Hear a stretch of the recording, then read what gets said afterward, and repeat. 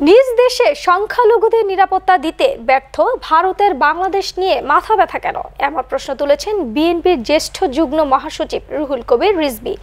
1 December রোববার গণমাধ্যমে পাঠানো বিবৃতিতে এমন প্রশ্ন তোলেন তিনি। বিবৃতিতে রিজভী বলেন, বাংলাদেশ একটি মুসলিম সংখ্যাগরিষ্ঠ দেশ হলেও এদেশে উল্লেখযোগ্য সংখ্যক হিন্দু বসবাস করে।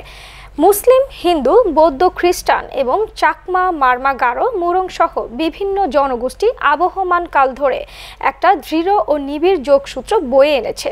তারা একসঙ্গে মিলেমিশে পারস্পরিক সহাবস্থান ও সহমর্মী হয়ে শান্তিতে বসবাস করছে।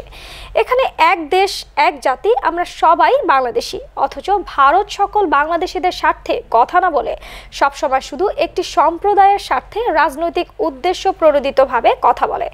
ভারতের এই আচরণ ভারতকে সর্বজনীন না করে একটি নির্দিষ্ট সম্প্রদায়ের পক্ষাবলম্বী করেছে। এদেশের মানুষ কঠিন সময়ে ধৈর্যের পরীক্ষা দিতে জানে, প্রতিরোধের দুর্ভেদ্য দেয়ালও প্রতিষ্ঠা গড়ে তুলতে পারে। এদেশের হিন্দুদেরও বৃহদাংশ ভারতের এই নীতি সমর্থন করে না। আজ এই বাস্তবতা ভারতকে বুঝতে হবে, অসুর শক্তির কখনো জয় হতে পারে না।